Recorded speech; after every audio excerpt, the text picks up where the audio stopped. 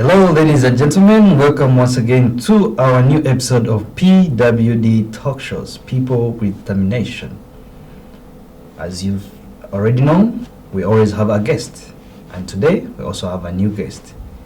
This is not just a normal talk show, it's a life transforming show. Ladies and gentlemen, today I'm with Mr. Seka Jean-Paul. We're going to be talking with him, and he's going to be sharing with us life experience and more. Mr. Seka, you're welcome. Thank you very much. For me, I know you as Mr. Seka Jean-Paul, but there's more about that. Can you tell us who is Mr. Jean-Paul? Okay. Seka Jean-Paul is a man with a family, a woman and a child, a boy. Oh, wow. I work for NIDA, the National Union of Disabilities Organization in Rwanda, as a grant officer in a program of child empowerment program. Also, I studied in the former National University of Rwanda. I studied finance. I live in Gasabo, but I work here in Kicukiro. What else? I'm a volunteer in the National Paralympic Committee. I'm in charge of the development of sport for people with intellectual disabilities and cerebral palsy. I think so. Oh, thank you for giving us that amazing introduction, and really it's very inspiring. I would like to know more about your childhood life, how you grew up. I grown in a family of, in a normal family. My father is also disabled. When I had 5 years, my family took me into the orphanage in Bugesera due to my disabilities. My family was thinking that I will not live in that family with my type of disability, but it was the mindset. Then after that, during genocide, I went in Italy. I came back after 4 years. And I joined also my family. My life was, I can say that from that steps, I encountered some difficulties, like being inclusive in that in a community. Like for instance, leaving my place to an orphanage was I think it's not. I can't now accept that because it was quite challenging. It was quite challenging, as a child has to be cared by his own parents, regardless of disability. But I'm not blaming my family, because I can say that it was the mindset, and they were seeing that being in an orphanage is better for me. I am not blaming that, but I can say that for now it is not good, because of that child have to be cared by parents. Yeah. When I was when I was coming back here in Rwanda, I went in a primary school. Yeah. And then when I was in a primary school, every student were looking at me when we were in a break. Due to that, I was not comfortable at school. I was thinking that maybe I'm I don't know if I was, I can say if I was thinking that I am a human being, because if everyone, every student in that school was looking at me, I was, am I a human being? Yeah, but in time comes, I was experiencing to them, and they were also experiencing to me.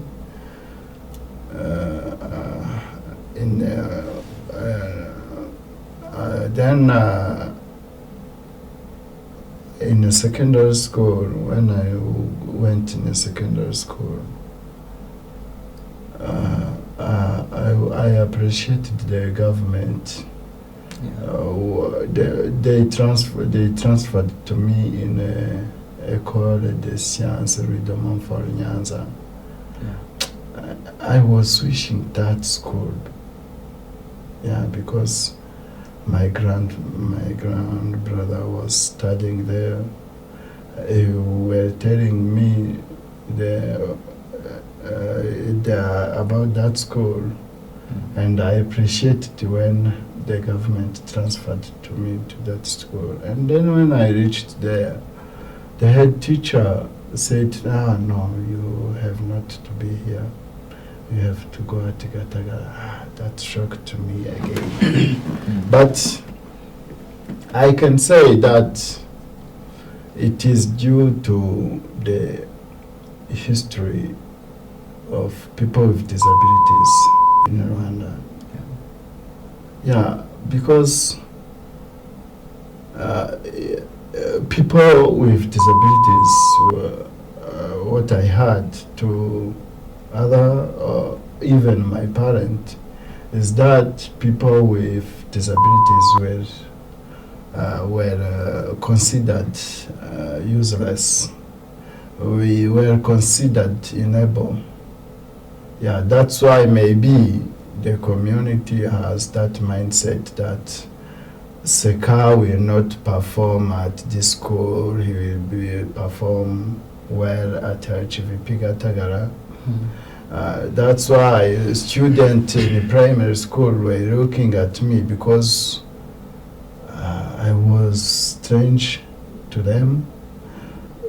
That was the mindset, that was the history that was happening in the country. But I can say that in the time came, people who were considered as broken pot in Muga, they were law and regulation of Rwanda was adjusted, and they are not named broken pots, and now they are named people living with people with disabilities. That kind of naming those people, naming them people instead of things, maybe it changed mindset of some community for not leaving behind those people, even if we still have challenges in the community for integration. But yeah, then I went in university. There I was like everyone. I was not considered, like I didn't have people looking at me. I didn't met principals who told me to go to study at HVP Gatagara. The life became normal to me. I can say that it became normal to me. It became new. It became new, yeah. Because I left that moment of being left or being considered a thing or useless or unable. And that time I was considered like another person who has no disability. Yeah, that's a brief of my life. Thank you so much for sharing with us your life story, growing up, school, and I'm glad that when you reached at the university, life transitioned from being a point of focus. And now everyone is treating you well, everyone is considering you, and you're not becoming something strange in society. I'm so glad that happened to you. You told me you did finance. After university life, how is it being in society to you? How do you say that? After university, I can say that even if I said that the government adjusted the law and policies, Yes. but there is still mindset, some mindset which is not good. Some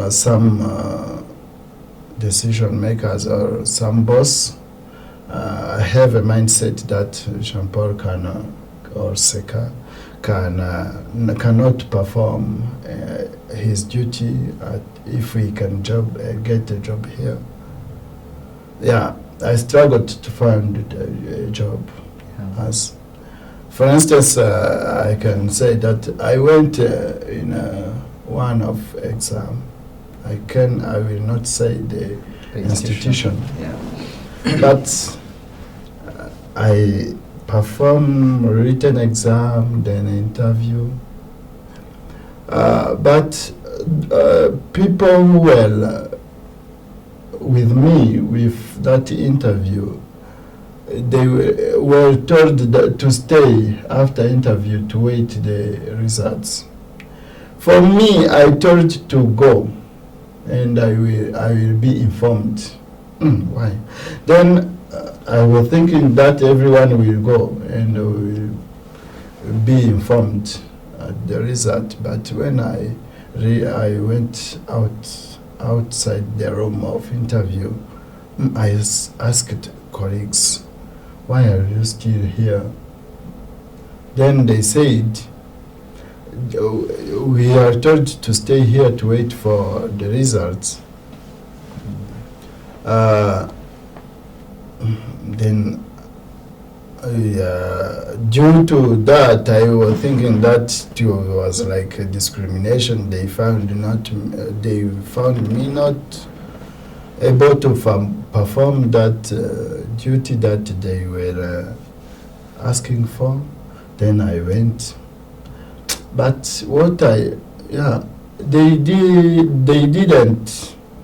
they didn't think that for me, I was thinking that I will be able to perform. But for them, they didn't. they looked at me. They found me disabled instead of thinking that the cause why I came to that interview, why I applied that job. They didn't think that I spent too much to be part of applicants, but they looked at my inability. They looked at they think I'm saying they looked at my inability instead of my ability. Yeah, and that's why this talk show is here. It's called People with Determination. It's a talk show that is here to change the mindset of the society, because we are going to be inviting different guests, and we are going to be having real life experiences. This is here to show that the society has been having a bad mindset to people with determination, and there is something everyone is capable of doing. Like you told me, you did finance. Currently, you're working with different institutions. This means that there is value you're adding to the institution. There is value you're adding to the society. And as that you're doing that, you're not only adding value to the institution you're working with, you're building a family. You have a family and you're raising a family. And also, you said you do volunteering. That means you're doing something amazing. That means you are able, you are determined, and you are capable. So that's why this talk show is here, to let the world discover new life, discover something that they've been blind to see, but this time it's put in front of their eyes. That's why we're here with the PWD talk show. And I'm really inspired by your life journey, how so far you're seeing things, and how everything is being transitioning from a low level, and now it's going to a higher level, though we haven't reached to the place we all wish to, but we'll be there. Thank you for this, and now I would like us to have a short break, and we'll be back with a second session of our talk show. Thank you. Thank you.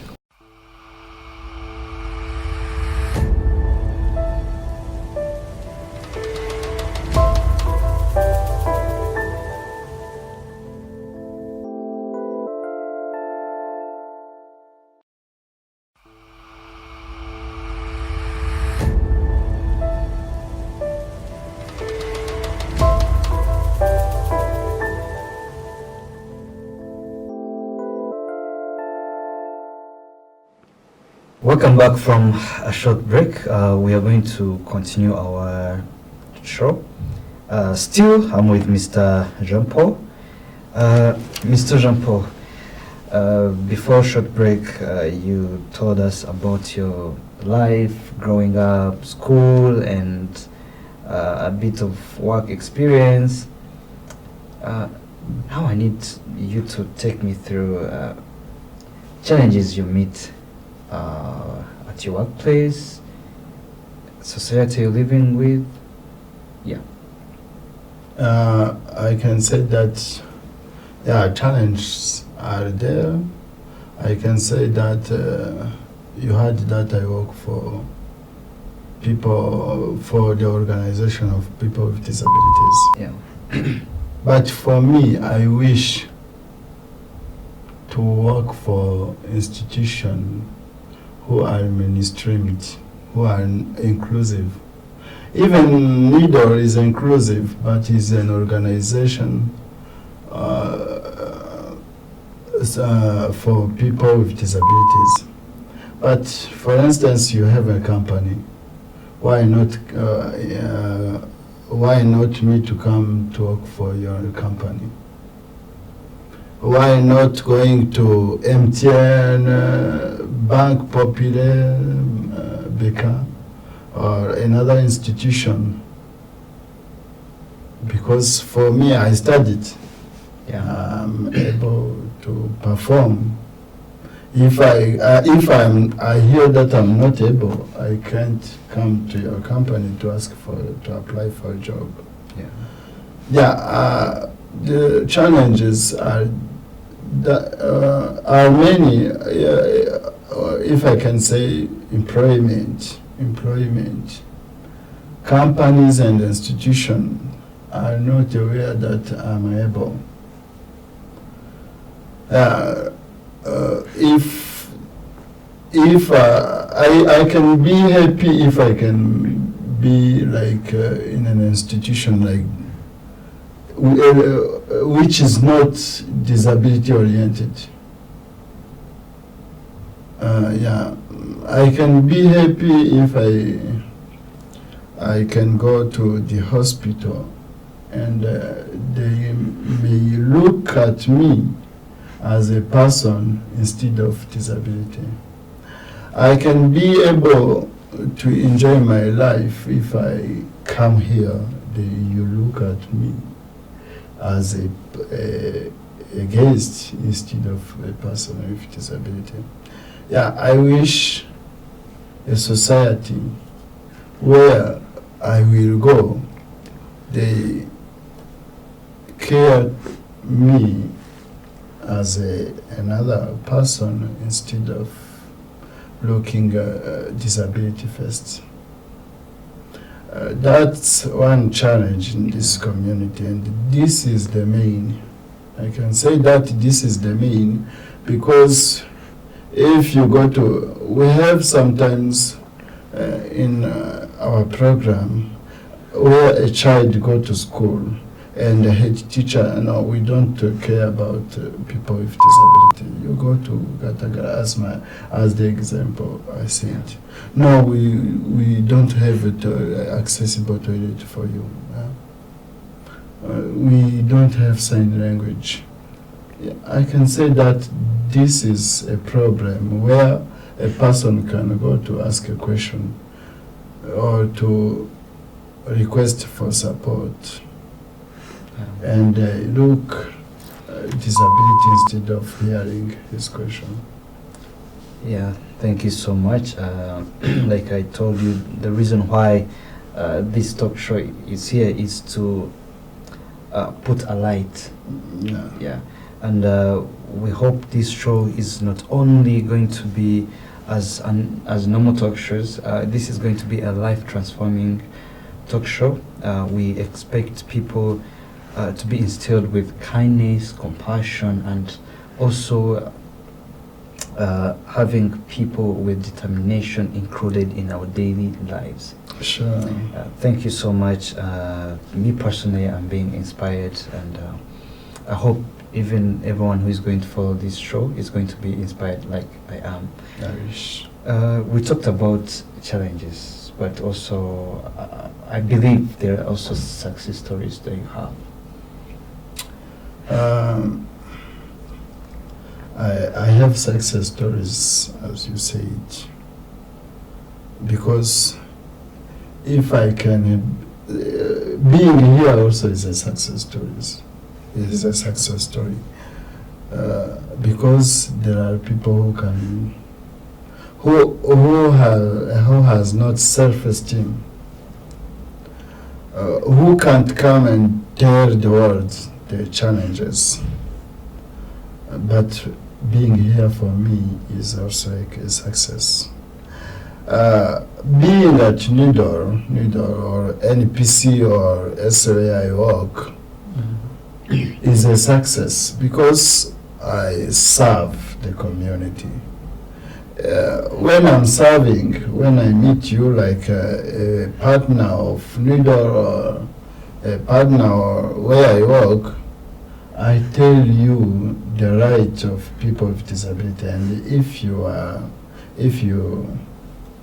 hear me, you go and also you tell others. That's also a success. But I can say that after that, for serving and making advocacy to others for making disability inclusive, I can say that for now, my other success, I'm saying that being also having a family, your own family, is also a success. Yeah. Having a child. I was when we were in the process of having a child. People were thinking, and sometimes they were joking to me that I will have another child with disability. But a success is that for now I have a good boy without disability. That's a success, and I can say that even me, I was thinking that. But for now, I have a good wife, nice wife, and a nice child. I can say that it's a success. Success are too many. Are too many, but serving the community, having a job, paid job, even volunteering also, even if it is not a paid job, is also a success, because after getting payment, also charity work are also nice. And also being a part of a population of Rwanda also is a success, because there are some people who are from other country, maybe who wish being also a population. Thank you so much for taking us through the challenges, life, and also your success story. I'm really impressed, and I'm so grateful to God that you have a beautiful family, and hopefully one day we'll meet your family. Maybe. Yeah, sure. Mr. Jean-Paul, when someone says limit, how do you understand that? When someone say limit, I hear many things, but when I go through disability, for me, I think even if I have impaired arms, but impaired arms, as I'm advocating to people that even if I have impaired arms, limit, I can say that for me, impaired arms has no effect of my usual life. They don't limit me to being a part of the society, but they can also limit due to the society, how the society is carrying me. For instance, I was saying, if you can say, maybe you can take my trousers and you put there, and you tell me to remove it. Yeah. My arms can limit. But if you can put there where I can remove it, that's my arms don't limit me to reach on my goal, but the society can limit me to reach on my goal. Yeah. Wow. I really love that. Yeah. The society is the only that can limit you to reach your goal. Yeah. Amazing. Mr. Jean-Paul, after the introduction of PWD talk shows, what is your expectation from this talk show? First of all, I can say that I appreciated the idea of PWD. I wish if you can not make a brief word, like you can say person with determination, because if you can say PWD and yeah, I liked the name of the talk show. Determination. First, I was thinking that PWD you want to mean disability, but determination. First of all, I appreciated the idea of the talk show. Secondly, I appreciated your idea to invite me to be part of this in this talk show. And I wish everyone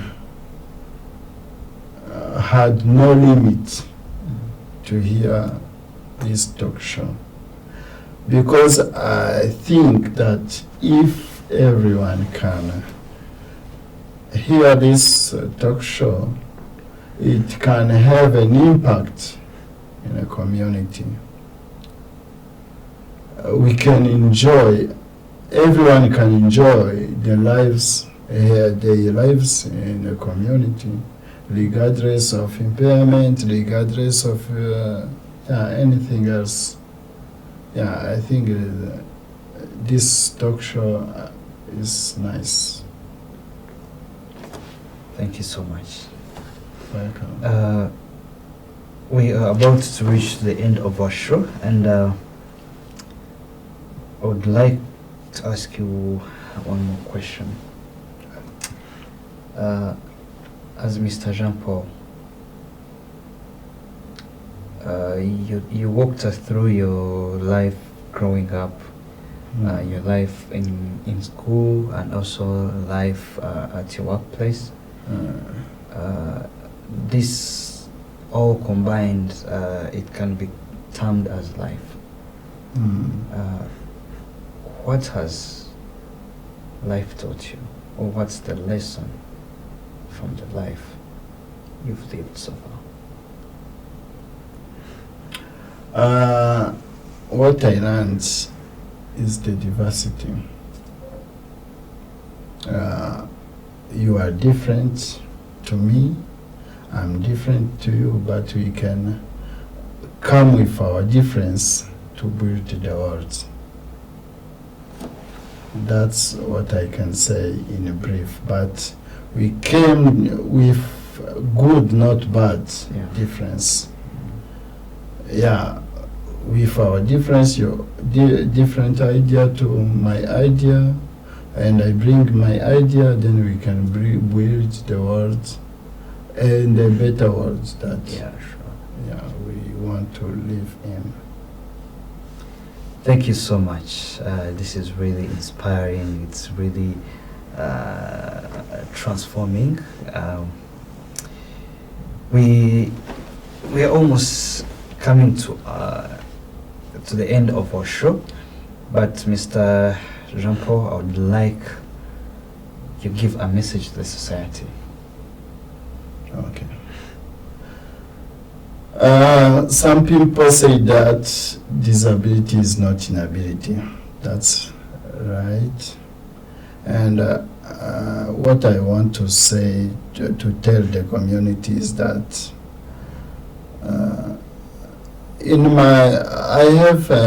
I wrote one article, and And at the end of that article, I wrote that look me first as a person instead of looking me first as a person with disabilities.